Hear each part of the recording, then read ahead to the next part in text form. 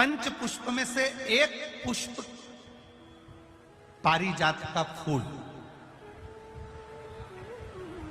जिसको हार श्रृंगार का फूल भी कहते हैं, जिसको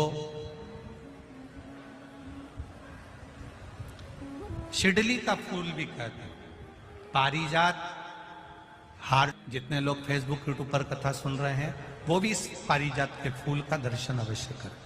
और एलईडियां लगी हुई हैं, उन पर भी आप आराम से पारिजात के फूल का दर्शन कर सकते हैं। पारिजात का पुष्प,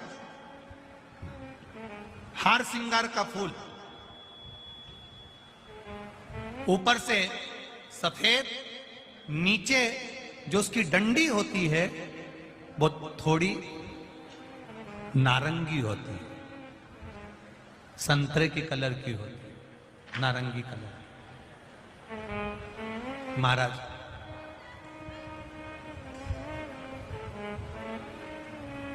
रात्रि में खिलने वाला ये फूल, रात्रि में जो फूल खिलता है ये पारिजात का, और हार श्रृंगार का जो ये पुष्प है, जिसको हार श्रृंगार भी कहते हैं, पारिजात भी कहते हैं, और कहीं कहीं इसको शिडली का पुष्प भी कहते हैं। ऊपर से सफेद होता है, नीचे उसकी जो डंडी होती है वो नारंगी कलर की होती है। शिव कथा कर रही, शिव महापुराण का चरित्र कर रहा। जिस समय पर संतान की प्राप्ति नहीं होती या किसी कारणवश,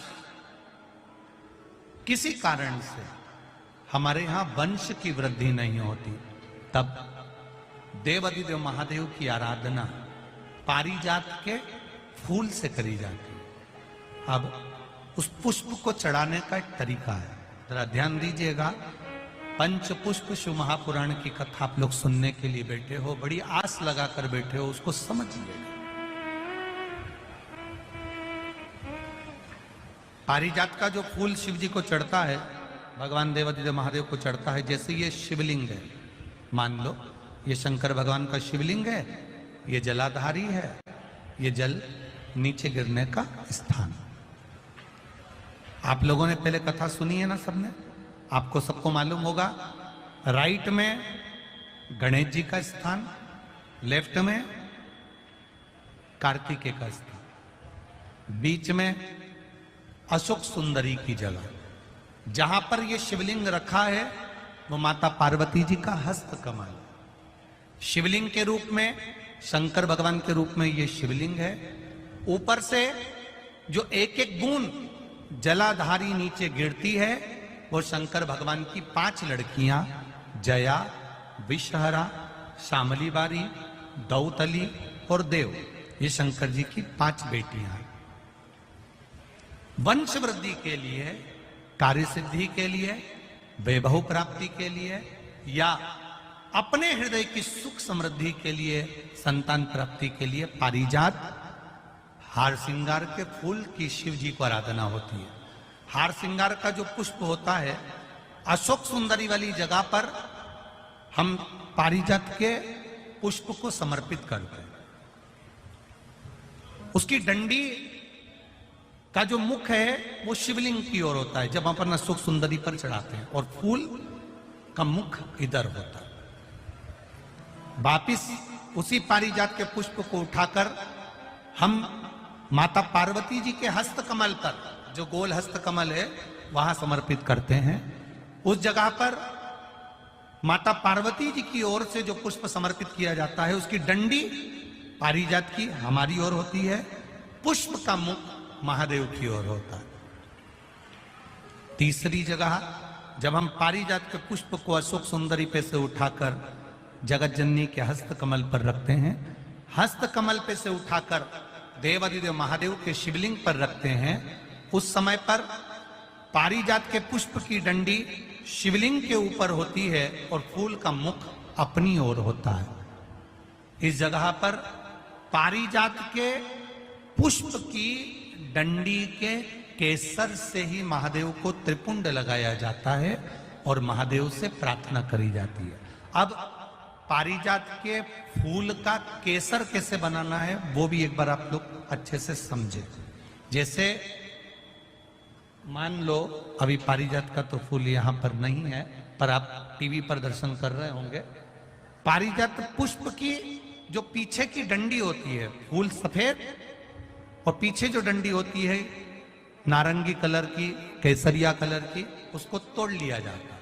तोड़कर ऐसी 25-50 फूल की पीछे की डंडी को तोड़कर उसको रख दिया जाता है। उसको धूप में नहीं सुखाते, केवल घर में उसको एक कटोरी में या थाली में रख दो, वो धीरे धीरे सूख जाएगा। सूखने के बाद उसको पीस लो, पीसकर उसका चंदन तैयार हो जाएगा पारिजात फूल की उस डंडी का।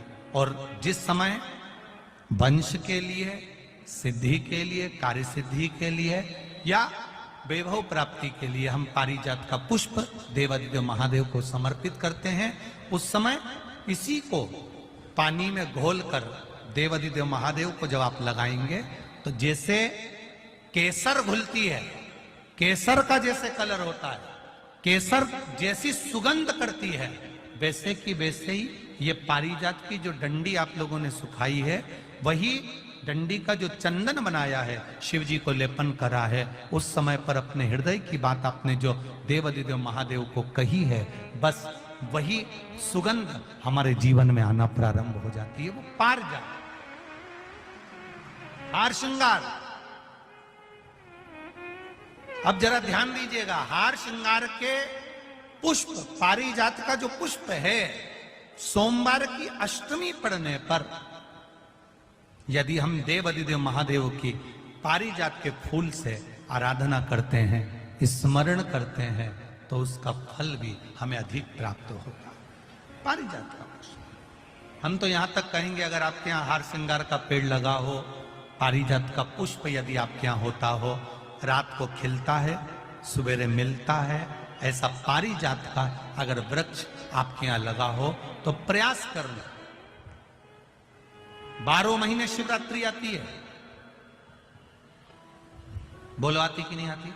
आती है ना 12 महीने बाद आती है। कैलेंडर पर एक गोला बनाकर रख देना कि हमको ये शिवरात्रि आई है, हर महीने की शिवरात्रि तुम्हारे ध्यान में रहेगी। एक पारिजात का पुष्प, हार श्रृंगार का पुष्प एक अगर देवादिदेव महादेव को आपने चढ़ाना चालू कर दिया, समर्पित करना प्रारंभ कर दिया, तो आपको पीछे पलट कर देखने की जरूरत नहीं पड़ेगी, महादेव हाथ पकड़ ही रहता। पारिजात का पुष्प शिव को समर्पित हो।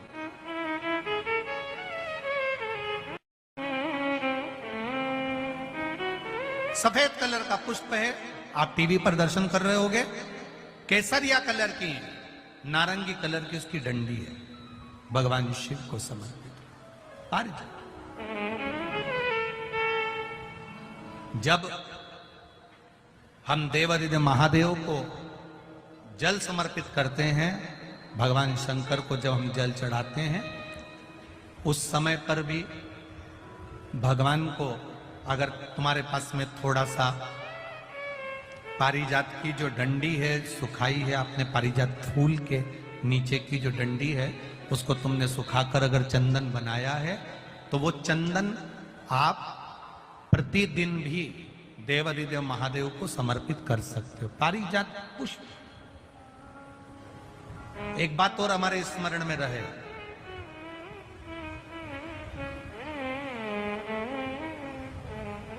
भगवान शिव को जो ये 5 तरह के पुष्प समर्पित करे जाते हैं, इन पुष्पों की डंडी जो पीछे लगी होती है, इसको तोड़ा नहीं जाता शिव जी को चढ़ाते समय। इसका स्मरण आपको रहे।